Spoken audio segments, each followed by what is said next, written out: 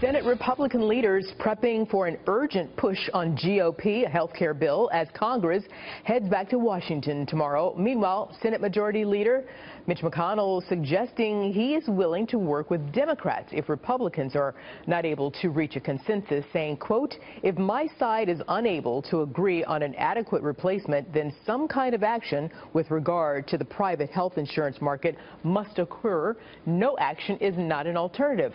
We've got the insurance markets imploding all over the country, including this state. He's saying while he was in Kentucky. Meanwhile, Senator Ted Cruz also speaking on health care reform, saying today that failure is not an option. If we can't get this done right now, I agree with the president, then let's honor the promise on repeal and spend more time to get it done. But let me be clear, George. I believe we can get it done. I think there's an agreement. Let's bring in now John Fund, columnist for National Review magazine. So, John, let's start here. Does Senator McConnell have the political leeway to actually have nothing get done on health care? And what about the other GOP leaders, lawmakers? Arthel, the Republicans are between a rock and a hard place.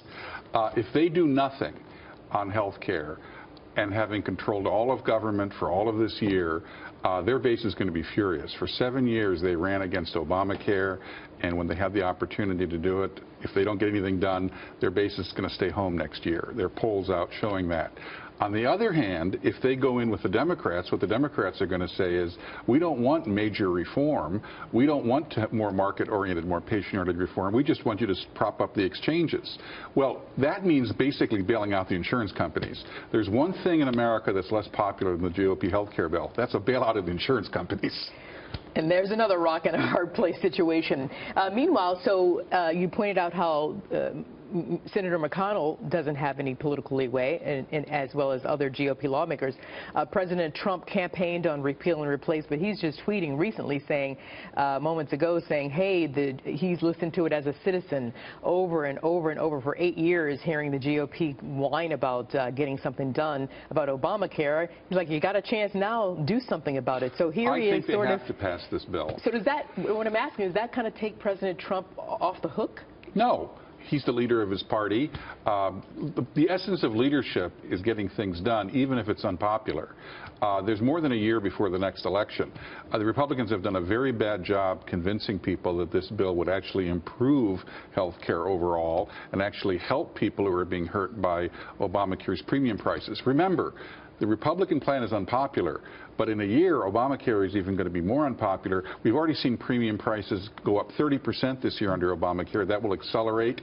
In Mitch McConnell's Kentucky, half the counties in his state have only one insurance company. Many of them will have zero in a year.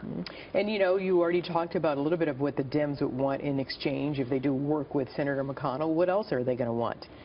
Oh, I think they're going to demand that the Republicans give up any future attempt to repeal Obamacare. They're going to try to cement it into law. They're probably going to try to expand the population that is covered by Medicaid. Right now, Medicaid is becoming the entitlement of choice for every American who doesn't fit into some health insurance program. Did you know that in Ohio, for example, 1 out of 4 people in Ohio are on Medicaid? That doesn't count the people on Medicare and other public assistance. So we are getting we're getting a national health care system, single payer on the installment plan if the Democrats get their way. So what's a good solution? You've been studying this for years. Well, you can't make everyone happy. You're going to make some people unhappy, but you also have to have a health care system that not only works today, but works 5, 10 years down the road. I think we need a more patient-oriented system.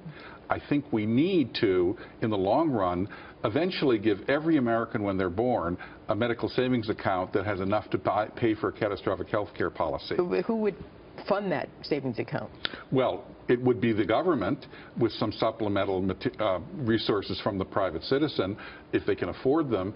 I think we're going to have to go in that direction, because if we don't, we're going to end up with the government not only running our health care system, but controlling it and making the health care outcomes worse for everyone. The reason why we have the world's most advanced medical system is it's at least a mix of private and public.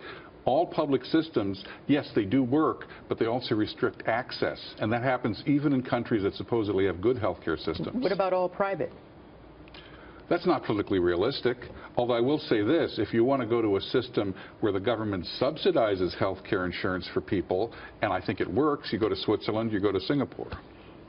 And then those systems have problems too, so there's no real perfect situation, right? They're more homogenous populations than we are. That's certainly a case. That's true. On the other hand, they have preserved the principle that people are responsible for making more of their own health care choices than just accepting whatever the government is willing to give them.